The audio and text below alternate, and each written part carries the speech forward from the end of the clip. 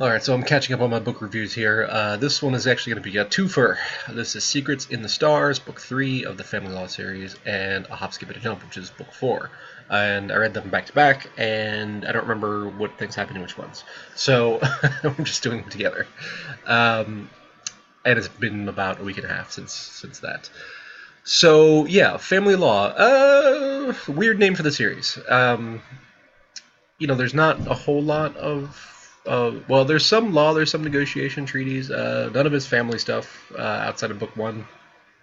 But despite the misnomer, I think it's a fun read. I liked the universe that they set up. I liked the interactions between everybody where the characters are what I call psychologically complete in that they have various motivations and differing motivations. Some are more financially motivated, some are more ego motivated, some are more power motivated. So overall, it's just a really well fleshed out, developed story. Now, I will say that the aliens are more or less human, just it looks different.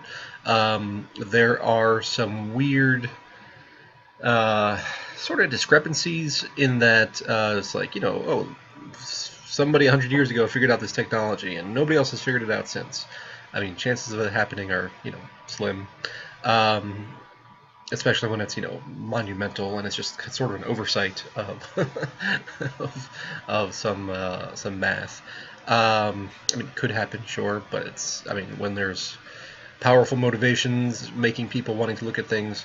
The series suffers a little bit from the Superman complex, where it's like nobody could have done it except for these people. It's like, well, in my opinion, anyway, that's not how those things work. But to make a story arc, there has to be a main character or a couple main characters at least.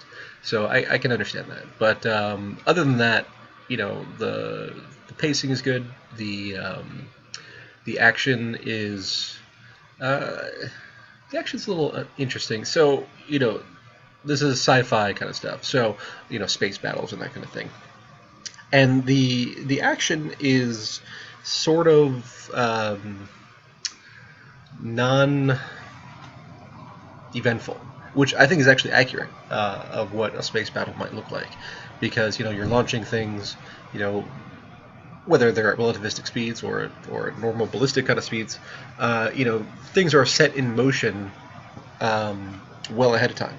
So I think that's going to be more true to life than anything else. But on the flip side, it's kind of strange in a book because normally it's action reaction, escalating and de-escalating. So that's just a little unusual for readers possibly.